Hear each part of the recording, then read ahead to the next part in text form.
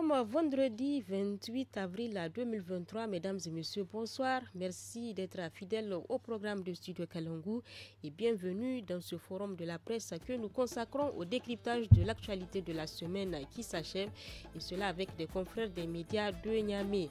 Dans ce numéro, nous parlerons d'abord de la fête de la Concorde célébrée le lundi 24 avril dernier. Ensuite, il sera question de la visite la semaine dernière du ministre de l'Intérieur à Asmaka pour s'inquiéter de la situation des migrants ouest-africains refoulés d'Algérie. Enfin, nous ferons un zoom sur la semaine mondiale de la vaccination débutée le 24 avril. Pour en débattre, je suis dans ce studio avec Maimouna Diado, elle est journaliste indépendante. Bonsoir Maimouna. Bonsoir Nafisa. Gare Amadou, journaliste au quotidien La Nation. Bonsoir. Bonsoir. Et Ousseini Issa, journaliste indépendant également. Bonsoir. Bonsoir. Je suis Nafisa Adam Sirfou à la modération.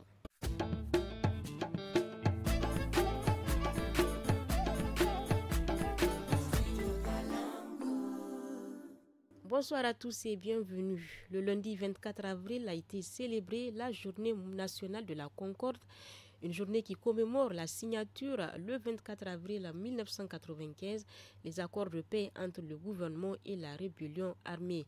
C'est à Tintabaraden, dans la région de Tawa, que se sont déroulées les festivités de cette 28e édition, et ce comme les précédentes éditions d'ailleurs.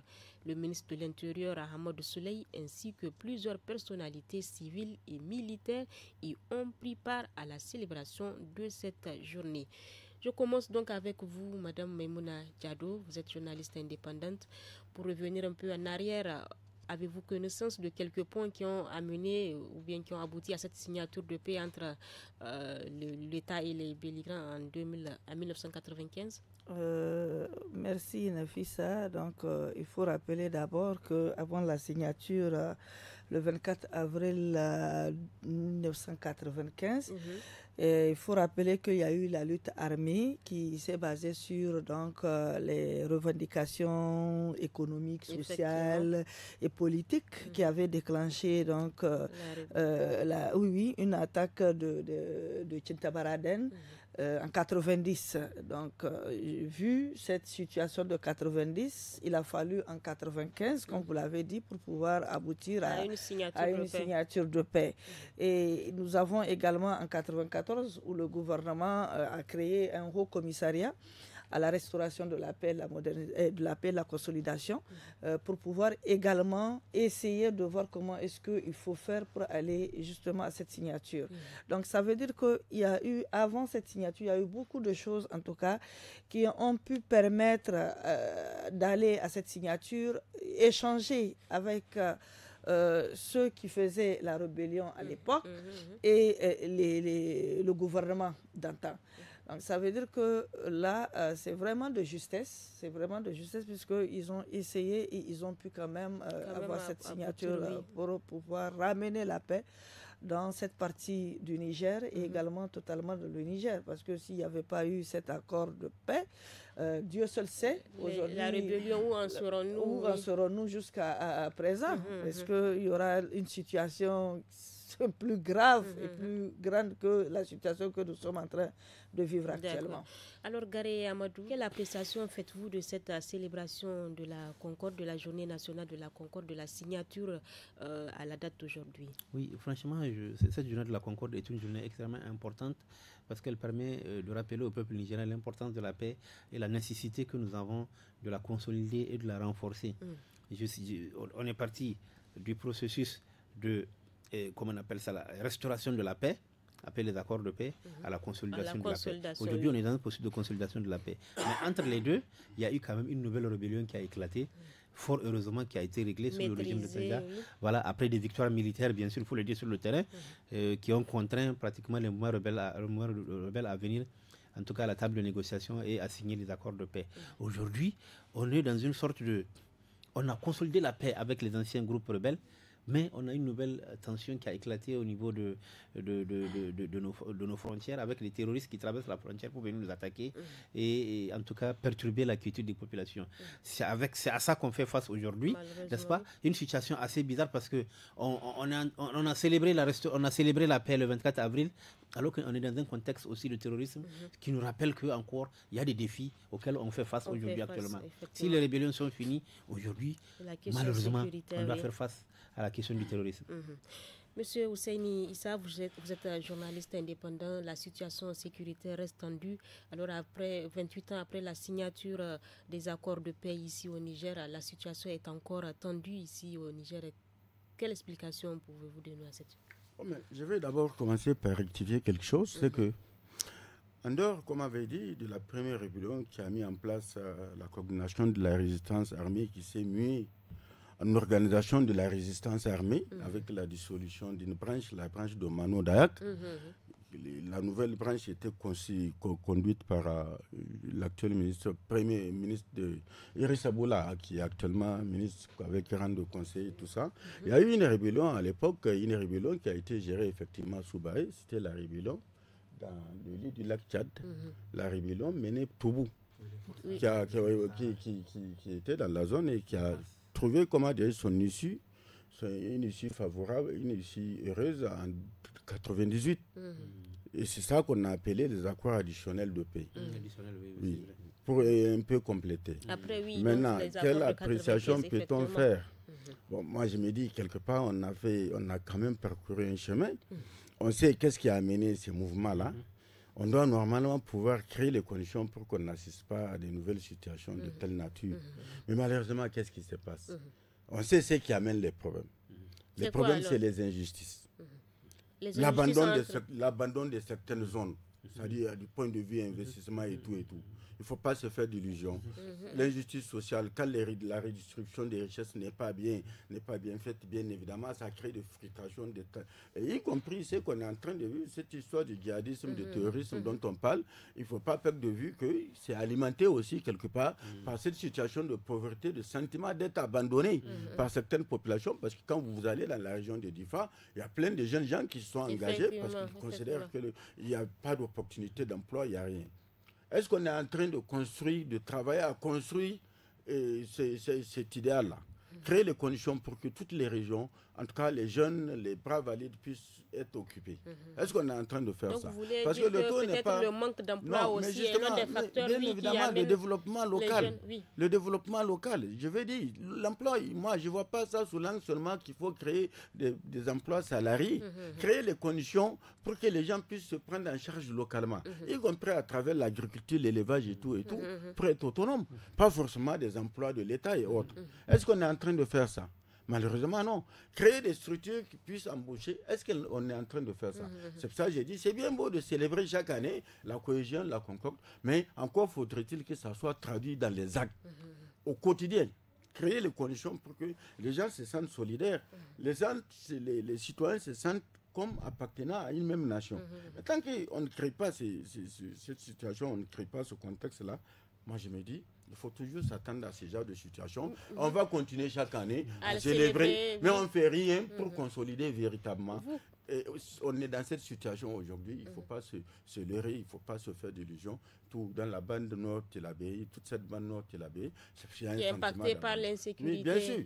Mais alors, vous, Memoun, de votre côté, que doit-on faire pour consolider cette paix ici au Niger? Mais ce que Hussein vient de dire, c'est pratiquement la même chose que moi. Je vais juste ajouter que consolider la paix, c'est bien de consolider la paix, mais il faut également essayer de faire en sorte qu'il y ait plus d'équitabilité entre les Nigériens. Ça veut dire que les zones, comme il a dit, il faut essayer de repartir, en tout cas les richesses que nous avons, entre les populations. Ça veut dire que quand on prend la zone de Tillabéri, les richesses de cette zone de Tillabéri, en tout cas, cette population doit en bénéficier. Les bras valides doivent trouver du travail. Ceux qui ne peuvent pas travailler aujourd'hui doivent être au moins ces populations doivent voir leurs conditions de vie améliorées. Et quand il n'y a pas de conditions de vie améliorées, ça amène des frustrations. Et ce sont ces frustrations que nous ne voulons pas. Parce que quand il y a des frustrations, ça veut dire qu'on ne peut pas consolider aujourd'hui la paix. Quand on parle de consolidation de la paix, c'est qu'entre les populations, les gens se retrouvent, les gens sachent que nous sommes un seul peuple, nous sommes du Niger et que nous devrons sauvegarder le Niger. Mais si on n'arrive pas équitablement à repartir ces ressources minières, si je prends les ressources minières, rien que les ressources minières, donc c'est un autre problème. Si aujourd'hui, un enfant de la région de Tillabéri ne peut pas aller à l'école et que dans une autre région, les enfants sont en train d'aller à l'école, ça c'est de l'injustice aussi. Donc il faut essayer de recadrer les choses pour qu'il n'y ait pas d'injustice, pour que tous les Nigériens se sentent vraiment dans leur pays et qu'ils puissent en profiter de la même manière que les autres sont en train de profiter. Et du côté également de la santé, voilà. Ça c'est vraiment des choses comme ça qu'il faut pouvoir recadrer.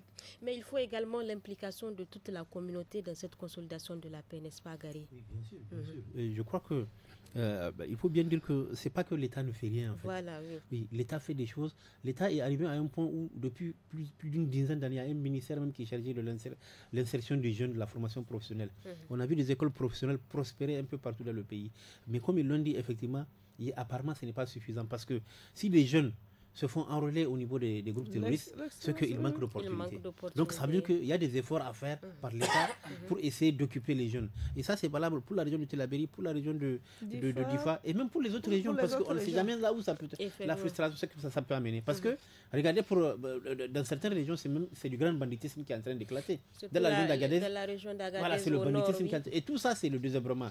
On a par exemple fermé la filière de l'immigration avec la loi de 2015, ça a créé des mécontentements, ça a créé des désœuvrements et ça aboutit forcément à des situations comme ça. Et aussi dans la région de Zender, la migration. La migration aussi, voilà. Donc, il faut vraiment réfléchir à créer des opportunités pour les jeunes parce que quand les rébellions éclatent, ce sont les jeunes qui sont enrôlés, n'est-ce pas, comme c'est le cas pour le terrorisme. Donc, créer les conditions pour que cette paix-là soit consolidée en créant des opportunités pour que les enfants de tout le Niger puissent en tout cas avoir des perspectives heureuses concernant leur avenir.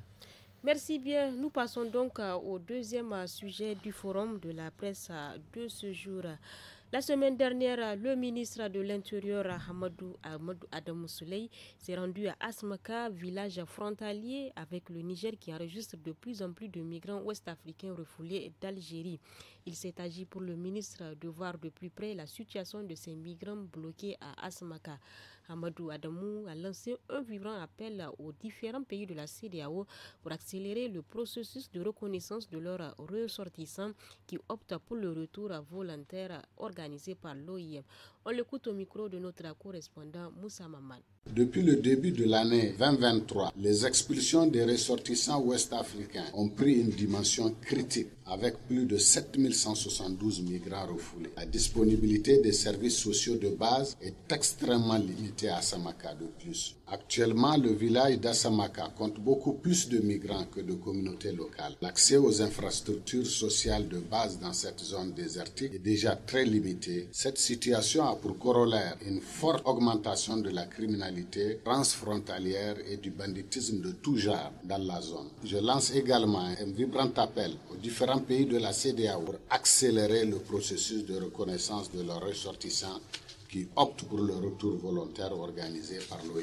À l'OIM, je demande de revoir son programme de retour volontaire qui, à tort ou à raison, constitue une des causes de l'arrivée des migrants vers Agadez dans le seul but de bénéficier d'une réintégration socio-économique. C'était là donc le ministre de l'Intérieur Hamadou Adamou Saleh lors de sa visite à Asmaka sur la question des ressortissants ouest-africains refoulés d'Algérie qui sont bloqués depuis quelque temps à Asmaka. Et rien que la semaine, le 25 avril dernier, plus de 700 migrants sont arrivés également à Agadez, dont environ 50 enfants qui sont non accompagnés. Que dire vraiment de cette situation, M. Ousseini Issa? C'est une situation vraiment très triste, une situation déplorable, n'est-ce pas? Mais il faut peut-être faire la genèse, n'est-ce pas? C'est important de faire la genèse. Vous savez, c'est nous qui avions ouvert la vanne à l'Algérie. C'est-à-dire, nous sommes allés signer des accords avec l'Algérie, n'est-ce pas? En 2014, quand il y a eu, comment avait dit, comment ça s'appelle, le drame dans le désert, là, avec 82 morts, juste après, quand on a pris des mesures pour empêcher, pour freiner, on allait signer des accords avec l'Algérie pour dire des rapiers. Moi, j'ai causé à distance au téléphone avec le consul de Tamaracet par rapport au traitement de ces questions. Ils pactaient de verser tout ce qu'ils arrêtaient comme migrants subsahariens, ils amenaient à Tamaracet au niveau du consulat, ils les déversaient. Toutes nationalités confondues. Toutes nationalités confondues, ils ne font pas de distinguo. Eux, pour eux, c'est la peau noire, et pas y compris même la peau blanche des Érythréens, des Somaliens. Ils ne font pas de distinguo, ils devaient déverser. Et c'est parti de là. On n'a jamais cherché à mettre le haut là. Nous, les accords qu'on a signés, c'était de dire les Nigériens, mais pas les autres nationalités. Maintenant, l'argument que l'Algérie trouve à dire, c'est que non, ils ne rentrent pas le Niger et c'est des citoyens de la CEDEAO. Quand vous allez fouiller parmi ces migrants-là qui sont déversés, vous allez constater qu'il y a pratiquement, vous allez trouver des Érythréens, des Somaliens, je ne sais pas, il y a tellement, vous allez trouver y compris d'autres nationalités, des Pakistanais et autres, n'est-ce pas? Et qui sont dans des situations critiques. Et qui sont dans des situations critiques. Alors, c'est la porte facile pour l'Algérie. Maintenant, est-ce que nous devons aussi réagir par rapport à ce qui est en train de se passer? On ne peut pas être un dépotoir ou un déversoir de tout ce qu'il y a comme nationalité étrangère en Algérie. Est-ce que nos autorités font un effort pour mettre fin à ça? C'est la question à se poser. C'est ça, en fait, l'enjeu. Je me rappelle, j'ai suivi une fois le président du conseil régional d'Agadez, Mohamed Anako, qui se protestait par rapport à cette situation. Est-ce que les gens, ils disent non, on ne peut plus continuer à accepter que vous preniez, si c'est des gens de nationalité, aujourd'hui c'est à nous de gérer. Imaginez la pression que ça fait. Par exemple, la population de Asamaka ne dépasse pas 2500 personnes. Il y a 7000 qui sont venus. Il y a 7000 et quelques qui sont aujourd'hui là. Deux fois plus la population. 3 fois, ça double. Alors, les populations, les autochtones, ils vont devenir quoi? Et sans compter la criminalité. J'ai traité de ça il y a quelques jours de cela, quand les premières vagues, les 5000 là. Vous savez que jusqu'à aujourd'hui, il y a, comment on appelle, un coup-feu que la police a instauré là-bas, à partir d'une certaine heure, 21h, il ne doit plus circuler. Mais parce que qu'est-ce qui s'est passé? C'est qu'ils prenaient tout ce qu'ils trouvaient sur leur passage, les animaux des gens, ils prenaient pour égorger et manger. Oui, d'aucuns disent que c'est pourquoi la population même d'Agadez se plaint de la situation. Oui, mais bien évidemment, parce qu'ils sont violents. Parce qu'ils sont violents. Ils prennent les animaux, c'est ce qui explique la situation d'insécurité grandissante. Pour manger, parce qu'ils ont faim. Alors, à qui est la faute?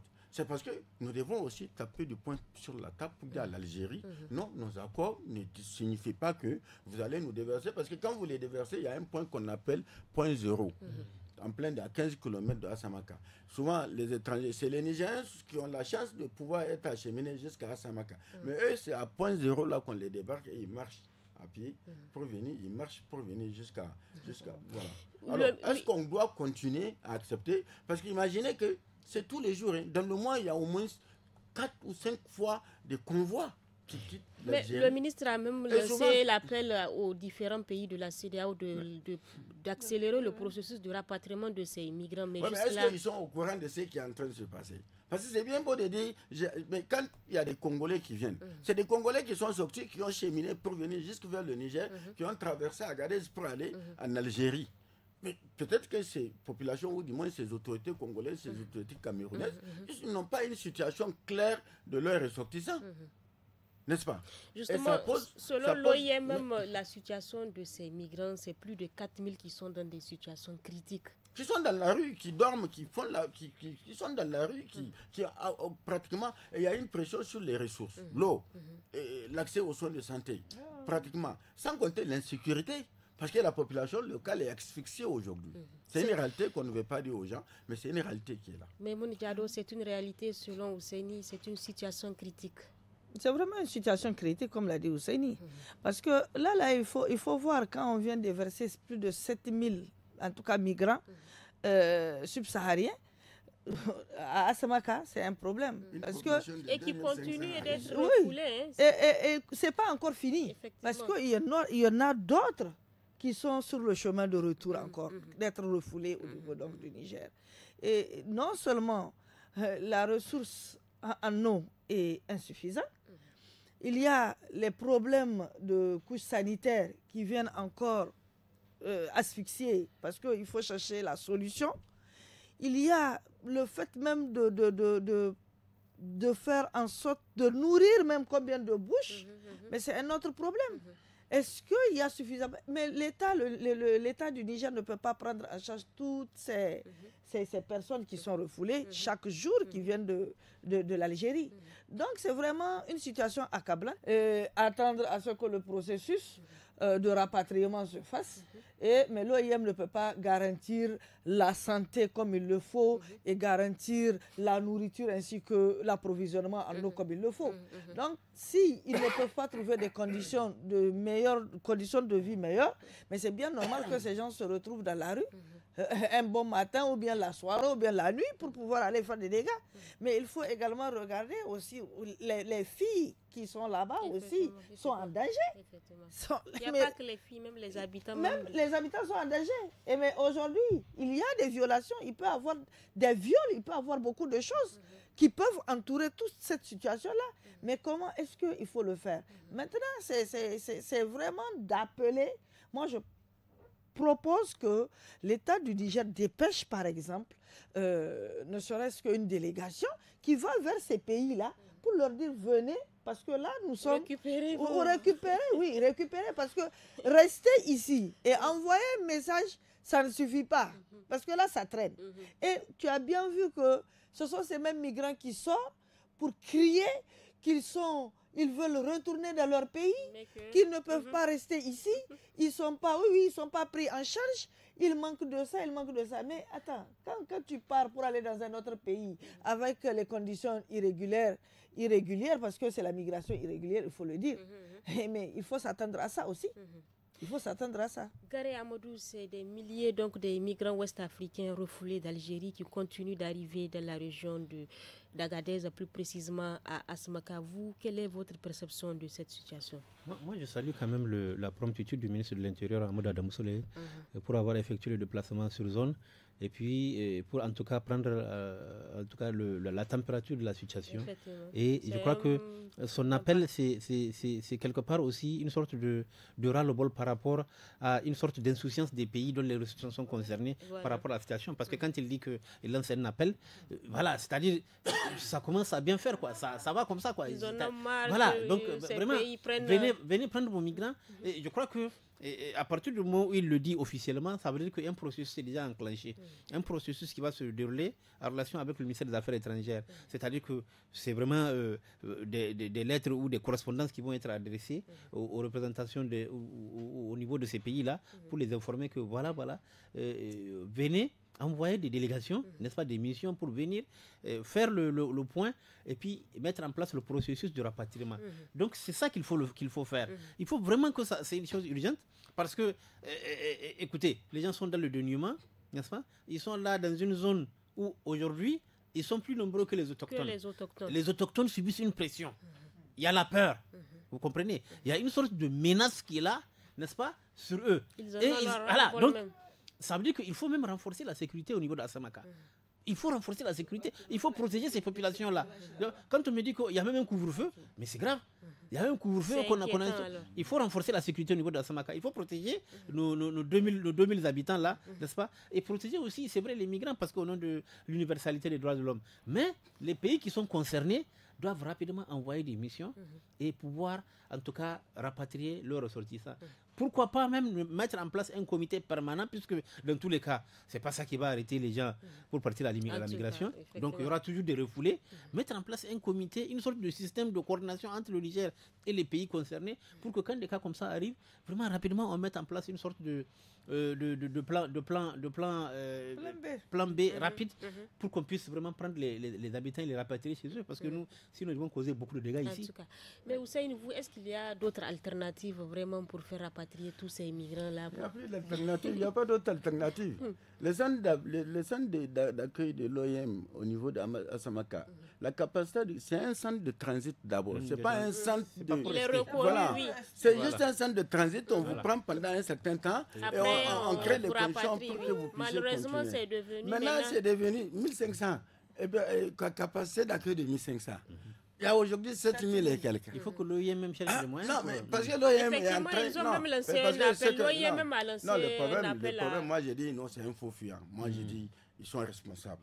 Ils sont quelque En quoi, part. en quoi? Non, mais je veux dire, ils sont là présents chez nous. Ils savent ce qui est en train de se passer.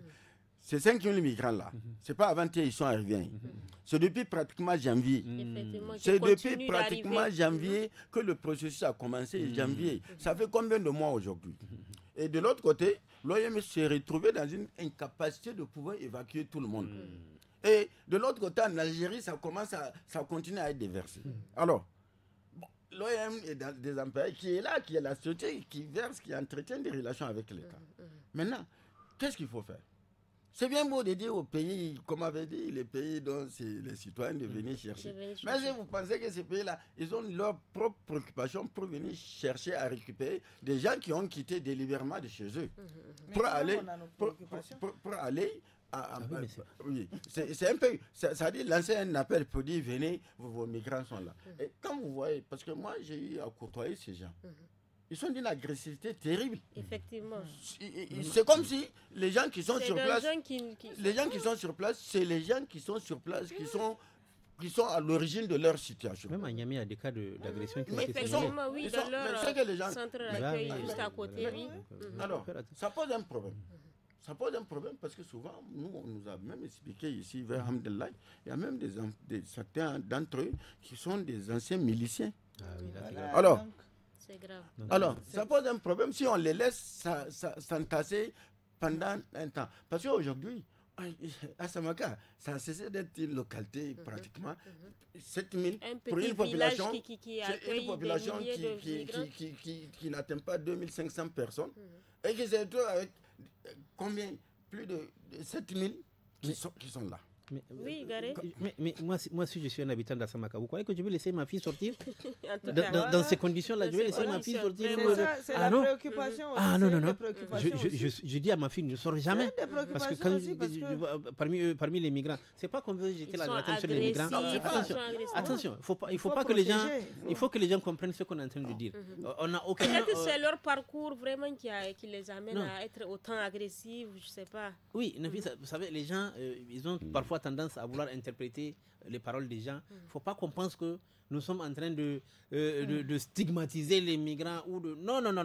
Il y a une situation qui est là, n'est-ce pas, où le Niger est en train d'accueillir pratiquement des ressortissants des pays et ça crée une situation d'insécurité dans notre pays. C'est tout ce qu'on dit. Et on n'a pas dit que tous les migrants sont des bandits. Mais parmi eux, n'est-ce pas, il y a des gens, parmi eux là, il y a des gens certainement, mais qui sont extrêmement dangereux. Vous comprenez? Et il y a des cas, même à Niamey, on l'a dit, il y a des cas où on signale des tentatives de viol sur des... Il y a des cas qui ont été signalés ici à Niamey. Les autorités doivent être vraiment plus rigoureux du moment où le Niger est considéré comme un pays transit vraiment de ces migrants. Maintenant, ce qu'il faut, à défaut, si, par exemple, les pays dont les responsables sont concernés n'agissent pas rapidement, trouver un moyen pour que l'ONU puisse aider le Niger à rapatrier ces gens dans leur pays. Peut-être. Trouver un moyen. Voilà, l'ONU peut s'impliquer pour permettre à ceux que... Parce que la situation peut encore devenir... Vous voyez, maintenant, en Tunisie, depuis les propos malheureux du président Kais Saied, ce sont des milliers de ressortissants qui sont en train de quitter le pays, parfois par la voie de la mer.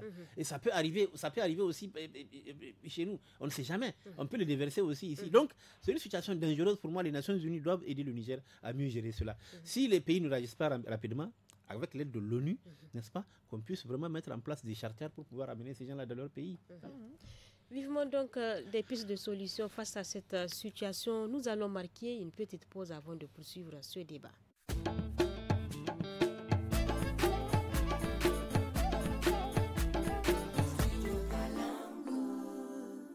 Dernier sujet du forum de la presse de ce vendredi 28 avril 2023. Une longue vie pour tous, c'est le thème retenu pour la célébration de la Semaine mondiale de la vaccination, débutée le 24 avril. La commémoration de cette semaine a pour objectif de rappeler le rôle primordial que jouent les vaccins pour protéger les enfants des maladies évitable. Ainsi, selon les estimations de l'OMS et de l'UNICEF publiées en juillet 2022, le Niger se trouve à une couverture vaccinale d'environ 80%.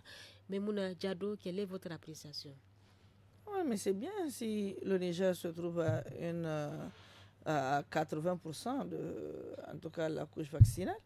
Je me dis que c'est une très bonne chose. Mais beaucoup reste à faire. Mais beaucoup reste à faire parce que jusque-là, c'est que nous avons des populations qui refusent pratiquement ces vaccinations. On a beau faire des sensibilisations, l'OMS a sensibilisé, l'UNICEF a sensibilisé, le ministère de la Santé a sensibilisé. Mais là, jusque-là, je vous assure, même la première vaccination, quand l'enfant vient au monde, la première vaccination qu'on fait à l'enfant. Les vaccinations de routine. De routine, là, c'est pas tous les enfants qui sont vaccinés. Hein. Il faut d'abord, il y a des enfants, moi j'ai vu un enfant de 7-8 ans, hein. Il a fallu qu'il tombe malade pour qu'on puisse savoir déjà qu'il n'a jamais été vacciné de sa naissance à aujourd'hui. Les BCG et autres. Les BCG, alors que c'est important. Donc, il faut, le mieux, c'est de continuer à sensibiliser ces populations-là. Continuer à leur dire les bienfaits de ces vaccinations-là.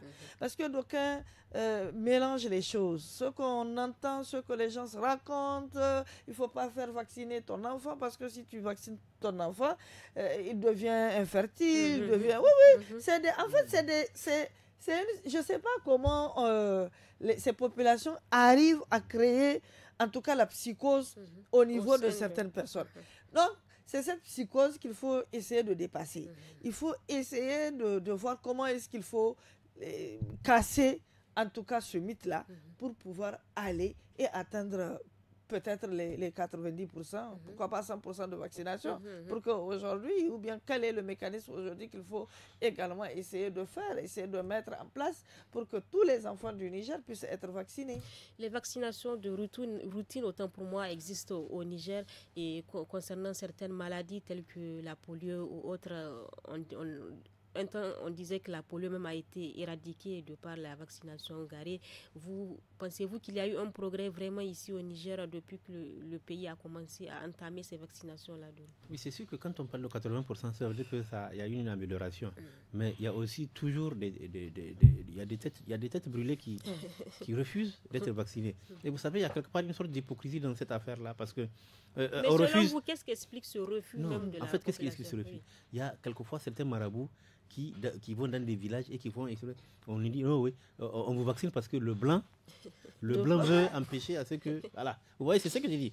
Donc, excusez-moi de lui dire. C'est ce qu'on raconte. On dit, ah oui, le blanc amène le vaccin là, c'est pour vous mettre... Pour que vos enfants, quand ils vont grandir, ils ne puissent pas procréer ou qu'ils puissent faire moins d'enfants. C'est ça que on fait croire. Et au village, comme on est dans une population, on a une population extrêmement illettrée, elle a tendance à gober. Parce que le marabout au village, c'est excusez-moi, mais après le maire, c'est...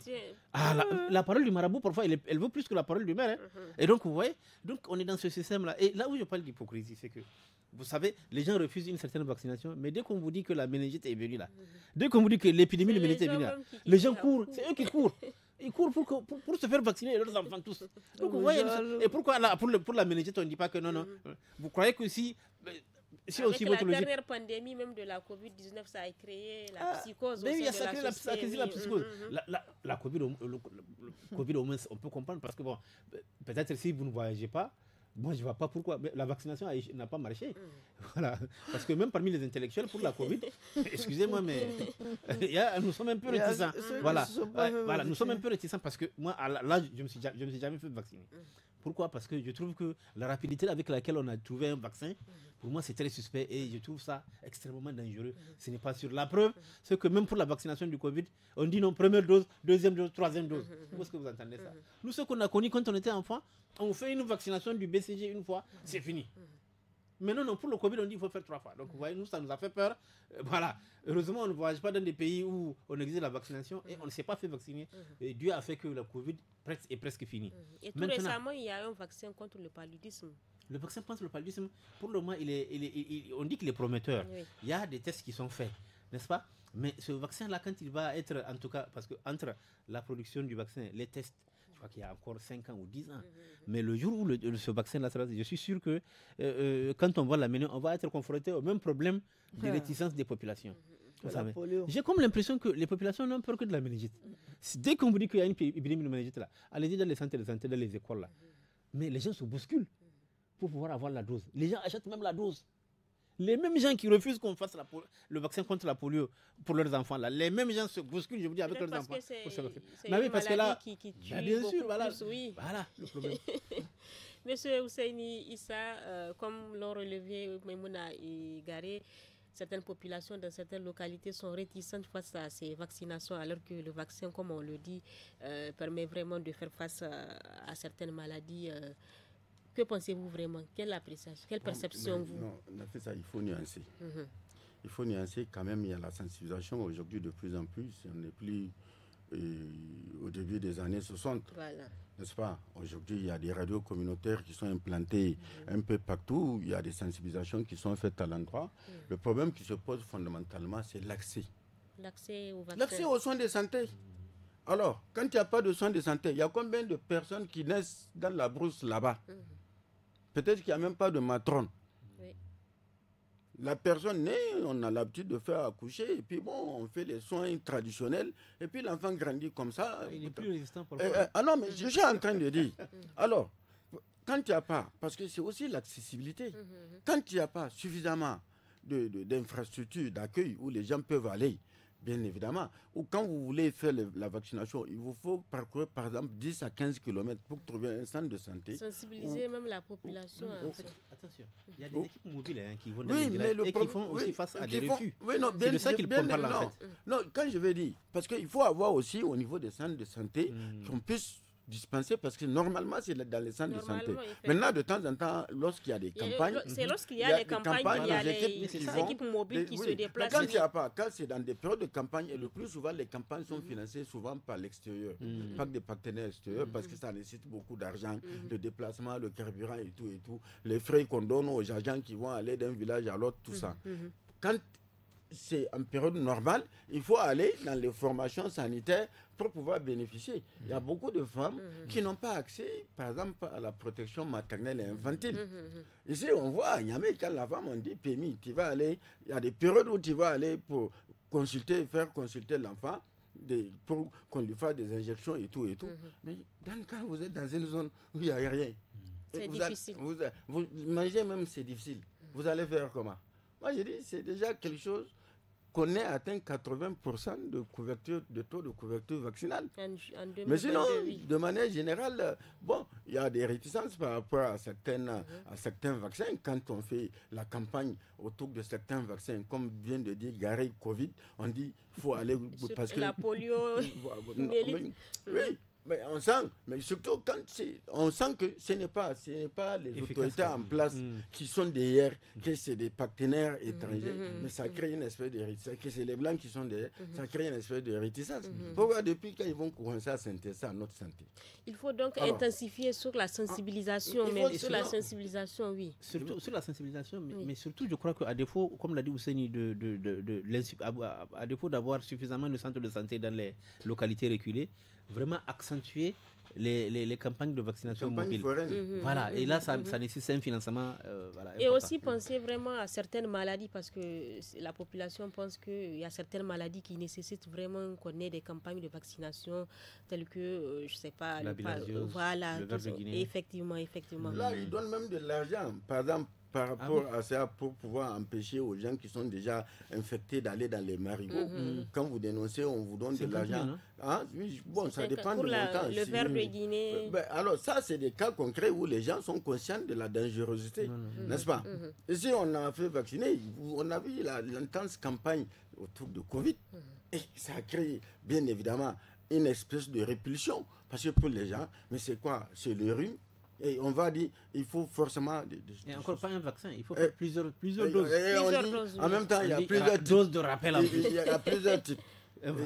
Plusieurs types de vaccins. Mais réellement, avant tout, vraiment, il faut l'implication aussi de la population. Non, la population. La population, oui. Il faut bien sûr l'implication de la population parce que on ne peut pas faire des vaccinations si la population n'est pas consentante. Donc, il faut que la population aussi arrive à comprendre que c'est ce qu'on dit. Il faut vraiment intensifier sur cette sensibilisation. Oui, il faut intensifier, expliquer l'importance en tout cas de la vaccination. à ces populations-là et casser le mythe. Ce que les gens se racontent, ce que les marabouts, par exemple, racontent sur les doses-là, sur les vaccinations-là, il faut essayer de casser tout ça et faire une sensibilisation qui va dans le sens de l'intérêt pour que ces populations sachent que la vaccination, elle est très importante et qu'il faut montrer, même s'il y a des cas, il faut montrer des cas, par exemple, un enfant qui n'a jamais reçu ces doses de vaccination, ce qu'il est devenu. Et un enfant qui a en tout cas suivi à la normale ces doses de vaccination, comment il est. Donc, il faut essayer avec quelques techniques, quelques arrangés, même si c'est des... et vraiment montrer que vraiment on ne fait pas une vaccination pour pouvoir nuire à une population. On peut pas quand même, nos dirigeants ne peuvent pas quand même envoyer des vaccins qui vont nuire à toute une population. L'État est inquiété. Vous savez, moi, il y a une anecdote. Nous, quand on voyageait avant, vous savez comment est-ce qu'on reconnaissait les Nigériens? C'est la tâche de la vaccination. Le BCG. Oui. Moi, on était au Nigeria. Dès que le militaire a ouvert, il dit ça c'est Niger. Parce que le Niger était vraiment un pays pionnier dans ce domaine-là. On reconnaissait le Nigeria avec ça. Donc je pense que la vaccination c'est très important. Mais regardez, Nafisa, avant c'est dans les écoles qu'on nous trouvait. On trouvait les enfants dans les écoles, on leur faisait la vaccination et tout le monde était content. C'est un rang que tout le monde voulait que... Oui. Parce que ça amusait même ça. Maintenant, avec la psychose, c'est devenu parce que même à l'école, il y a des parents qui viennent chercher. Il y a des parents, quand ils sont au courant que demain, les vaccinateurs vont passer dans l'école, ils vont dire à leurs enfants, ne partez pas à l'école, reste ici. Même à Niamey, hein? Même les... Malheureusement, dans le centre urbain. Il faut d'abord, même pas la vaccination, il y a des comprimés qu'on donne à ces enfants-là contre les vers là. Il y a des parents qui disent à leurs enfants, ne prenez pas ces comprimés-là. Jetez ces comprimés-là, faites comme si vous prenez et puis vous jetez après. Donc, il faut vraiment une forte sensibilisation. Il faut que le ministère de la Santé, le ministère de la Santé, c'est ça? Il faut que le ministère de la Santé, avec ses partenaires-là, renforce leur capacité au niveau de la sensibilisation. C'est très important. Et il faut vraiment une prise de conscience aussi de la population sur l'importance de la vaccination. C'est la sensibilisation qui va amener un petit changement, un grand changement autour de ça. La sensibilisation arrive à mettre fin aux théories du complot, parce que ce sont les théories du complot qui sont à la base de toutes les réticences. C'est ici donc que se referme le forum de la presse de ce vendredi 28 avril 2023. Merci à vous de nous avoir suivis. Nous étions en compagnie de Memouna Diado, elle est journaliste indépendante, Gare Amadou, journaliste au quotidien La Nation, et Ousseini Issa, journaliste indépendant.